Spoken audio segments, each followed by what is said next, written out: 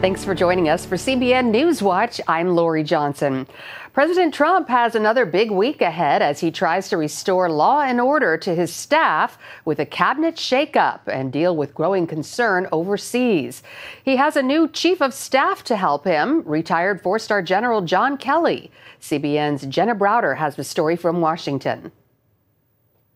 It's a new chapter inside the White House as General John Kelly becomes President Trump's chief of staff.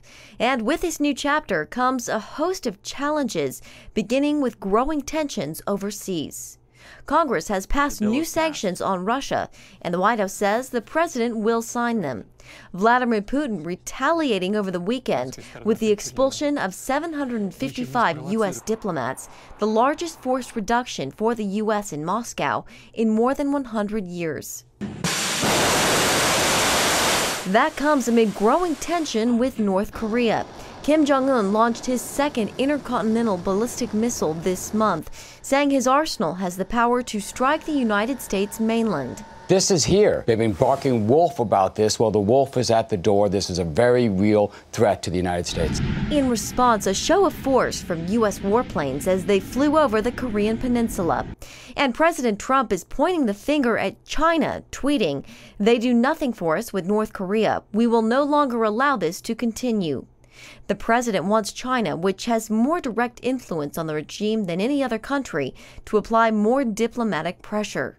Back at the White House, Kelly is taking over an administration struggling with competing factions, disputes, and leaks. Kelly has a reputation for discipline, and he's tasked with bringing order to the West Wing. And there's also another push on health care from the president as he encourages the Senate to come up with a plan, despite its failure to pass an Obamacare repeal bill last week. You can't promise folks you're going to do something for 7 years and then not do it. That's why he keeps coming back to this and saying, look, Senate, do your job. Congress, do your job. Trump's presidency is only 6 months old, but he's already facing a huge number of challenges.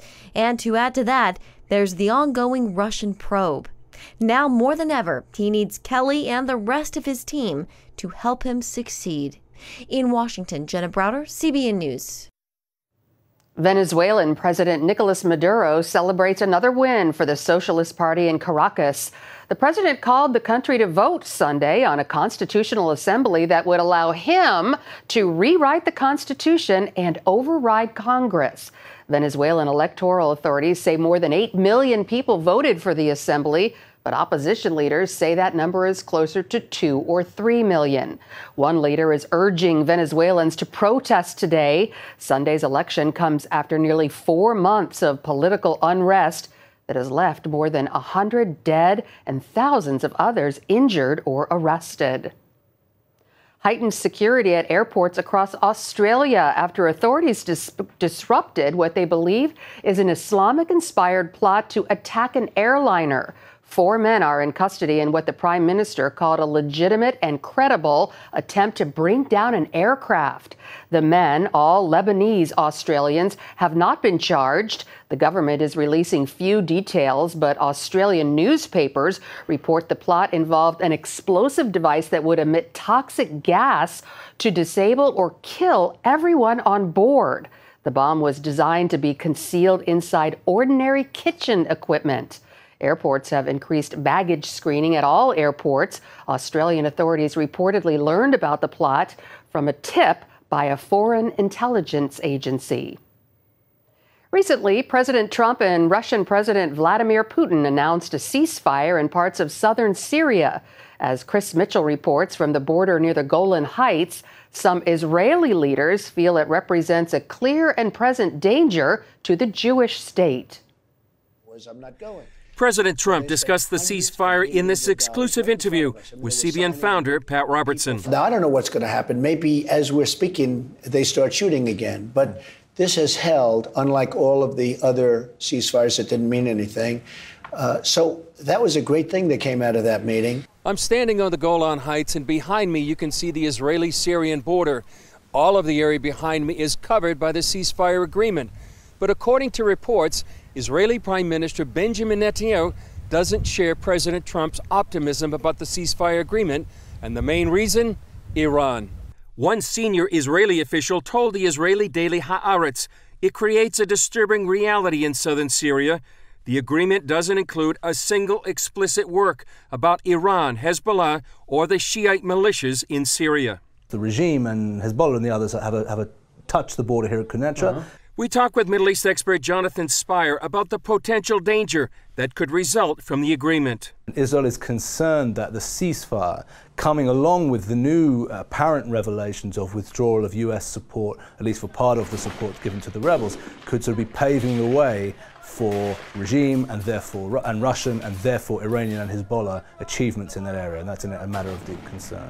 Spire says Iran is building a land bridge across the Middle East. The Iranian ambition is to have a contiguous corridor of de facto Iranian control stretching all the way across Iraq here and then across southern Syria, and then of course at this point you hit Israel, and also via Lebanon you get to the Mediterranean Sea. These are two big Iranian ambitions. It's those ambitions that put Israel in grave danger.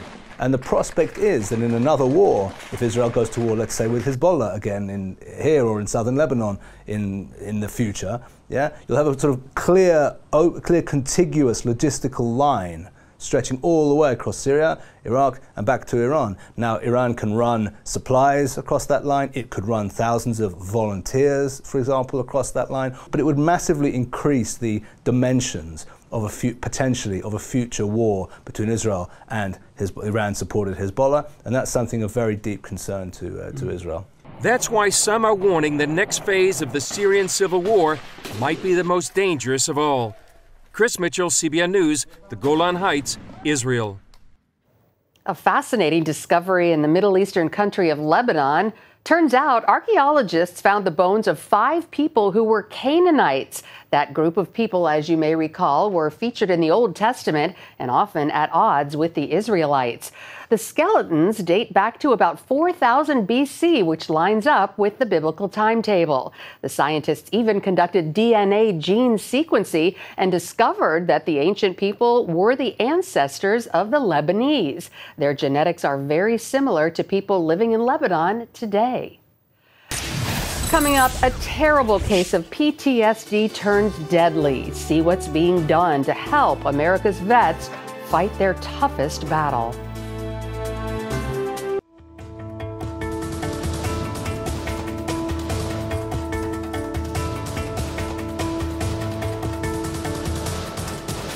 With the concerns over American veterans suffering from stress and committing suicide, the Trump administration is promising to make treatment of our military a top priority. And faith-based organizations are also stepping in to get vets the help they need. Amber Strong brings us that story from Washington. Lynn Balfour's story is all too common. 27 years with the U.S. Army, a Bronze Star recipient, mission after mission, tour after tour. My first deployment was Desert Shield, Desert Storm, and then I had a couple of tours in Bosnia, and then I deployed in Iraq. A soldier's soldier until her last tour in Iraq. That's when something happened. Someone broke into my room and sexually assaulted me. She returned to the States and didn't tell a soul. Not her superiors, not even her husband. In June of 2006, my husband and I had a baby boy. Gorgeous, beautiful, beautiful baby boy. His name was Bryce. So her life went on. Balfour took a job, began raising baby Bryce, and tried to ignore the nagging presence of anxiety and depression. And she needed a regular routine in her life to keep things going and on the same regular basis, which helped her to avoid stress. But things took a devastating turn when a break in her normal routine led to tragic consequences. My routine that week was out of character and out of routine, and I was in a stressful situation. I drove right past where I would normally make a left to drop my son off at daycare. When I got to work, I went into work, and I had made a stop that morning and dropped my husband off at work, which wasn't normal because his car was in the shop. So I'm like, baby's dropped off. We're good to go. Later on that day, I get a phone call from the home care provider asking me how Bryce was doing, and I said, I don't understand what you mean. And I immediately ran to the car, and that's where I found my son. Oh, my God, no! Even though it was only 66 degrees that March day, The temperature inside the car was hot enough to kill, and baby Bryce had died. Balfour was tried and later cleared of second-degree murder charges. After the trial, she visited a doctor and figured out the one thing that was causing her depression, anxiety, and led to her constant need for a regular routine to avoid stress. She was diagnosed with severe complex post-traumatic stress disorder, something she apparently had been battling since her return from Iraq. She says that PTSD led to her inability to deal with the stress caused by the break in her regular routine. PTSD, 4 letters that have changed the lives of our nation's veterans. PTSD affects each person differently. For some, it's anxiety or a lack of interest. For others, it's a need for routine, forgetfulness, even suicidal thoughts. We're seeing every 65 minutes a veteran take their own life. Robert Vici is a retired lieutenant colonel for the Army National Guard and the CEO of VetRest, a faith-based nonprofit helping to treat the effects of the disorder that claims so many lives. We're not a 9 to 5. Our phones ring and our coaches and counselors answer their phones and they ring. In addition to counseling, he also uses faith as a means of healing. A veteran dealing with PTS is due to an emotional state or an emotional feeling, emotion of grief or solitude. You know, why me? Why them? Why not me? And Rob Vici, as a coach, cannot offer that veteran absolution. You know, you have to find absolution through the Lord, through God. But VetRest and other groups like it can't help so many vets alone. Veteran Affairs Secretary Dr. David Shulkin said he is working to overturn the regulations that let certain vets slip through the cracks. 10 to 15% of active service members who leave the service leave with a other than honorable discharge. That leaves them without benefits. That's why I made the decision to offer those veterans emergency mental health services. The Trump administration says it's cracking down on dysfunction at the VA and that veteran suicide is its top clinical priority. In June, President Trump signed the VA Accountability and Whistleblower Protection Act, which cuts through the red tape and makes it easier to get rid of bad employees at the VA. In the meantime, groups like VetRest will continue to fill the gaps. Balfour is now a chapter director for VetRest. They say that God doesn't give us more than we can handle. And boy, I think if that's the case, he thinks that I am the strongest person on the face of this earth. But I think that we go through the experiences that we do to become teachers. And she's made it her new mission to warn parents about the dangers of hot cars and to warn the world about the effects of PTSD. Amber C. Strong for CBN News in Washington. If you or anyone you know suffers from symptoms from PTSD, you can find resources for getting help at cbnnews.com. Well, up next, they served our country in Afghanistan and Guam. Then these 2 military vets wound up homeless and living in a car with their 3 children. See how this family was helped and what's being done for the 40,000 other homeless vets when we come back. They sacrifice their lives for our country, but often they can't even afford a place to live when they come home. That's the hard reality for many of our vets and their families. Now, the Veterans Affairs Office is working to change that. Charlene Aaron tells us one family's story and how helping many more like them could prevent a growing crisis. Being 5 is tricky. You never know what to do. Sometimes I wish I was 7 or even 22. At the age of 6, Christian Samir Graves has accomplished much more than first grade. With the help of his parents, Christian is now an author, radio host, and co-creator of the children's website kidstuff.org. But it's not been an easy road. Just 1 year ago, Christian lived on the streets with his parents, military veterans who fell on tough times after serving in Afghanistan and Guam. It was an experience Christian later wrote about in a book called Being 5. I have to give my Superman action figure and my nightlight. Can I cook my own dinner? Do I give her all my toys? Mommy, what does it mean to be a big boy? We couldn't keep up with the rent. We were selling our rings in order to keep the lights on. His mother, Nikisha, suffers from lupus. a disease that forced her to undergo several surgeries and blood transfusions. That left stepfather Gary, a 12-year Air Force veteran, as sole provider. He couldn't bring in enough money, and they eventually lost their home. It's a predicament facing too many veterans. After leaving the military, life can be difficult. You go into the civilian world and that check is not the same. You have to pay for your own medical, you have to pay for your own dental. Your grocery bills are going up because you can't go on the base to go shopping. Those things change. You probably see them each day in the street, unaware that they once fought for your freedom. Today, they now fight invisible enemies of addiction, post-traumatic stress, and economic hardships. At first, it was hard. You know, we both shed tears, having to sell things, sell clothes, sell electronic items. Gary says he felt embarrassed, scared, and hopeless. When you're in a position where you're about to be homeless, it's like you don't want that. Nobody wants that, especially if you head a household and you want to provide for your family. So emotion-wise, it was hard. It was just as hard for their 3 boys. They were in school, so it's days, and we didn't have any money to buy them anything else. They couldn't get new shoes, they couldn't get school supplies, they couldn't watch television or go out with their friends or do what kids do. And they understood. They understood why we have to be at McDonald's charging up our phones because we don't have any electricity. Statistics show that vets make up 17% of our country's homeless population. In 2010, numbers reached as high as 76,000 on the streets. While today's estimates are closer to 40,000, we could see a major increase as thousands of troops prepare to leave Iraq and Afghanistan. It's a potential crisis driving the VA to be more strategic. The goal is to place a veteran in permanent housing within 90 days. But finding a home for a family is twice as difficult. Dr. Priscilla Hankins with the Hampton VA says community and faith-based organizations are stepping up to help.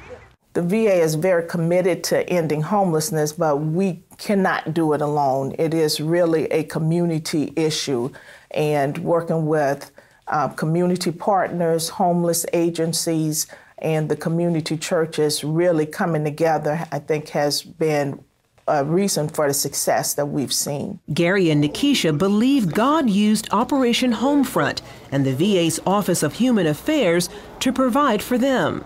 They gave us money to move into our house. They paid the deposit, they paid the first month's rent.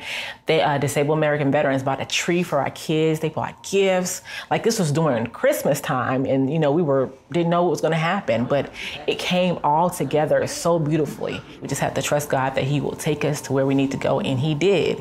He intervened and stepped right in, and I believe that test, it happened for a reason. Gary and Nikisha now work at the Hampton VA. They say they want to pay it forward by helping other homeless veterans get back on their feet. And I know how it feels, to not know when your next meal is going to come from, and you don't know what's going to happen, but you have a support system that's able to help you, and you have somebody that can say, it's going to be okay, I can help you over here. Would you sign this, please? Yes, sir. As for her son, Christian, he's enjoying this new chapter in life, being 6. Charlene Aaron, CBN News. Wow, it's so sad and so surprising to see how veterans who do so much for us are suffering, especially when there are children in the balance, but wonderful to see people of faith giving them the help they need. When we come back, we'll show you how kids in Mexico went from drinking those unhealthy, sugary drinks to clean water. Stay with us. Operation Blessing is helping children in Puebla, Mexico get safe drinking water. Because of the bacteria in the water they had before, kids were drinking high-calorie, sugary drinks. And Mexico already has some of the highest childhood obesity rates in the world. But thanks to Operation Blessing, children now have small handheld H2Go devices, which use salt and water to create chlorine that kills bacteria and produces safe water. These kids are able to have a much healthier lifestyle now, thanks to Operation Blessing. Well, that's it for now on CBN's NewsWatch. You can find more of our exclusive coverage of the issues you care most about at cbnnews.com. And tell us what you think about the stories you've seen here by emailing us at newswatch@cbn. Have a great day.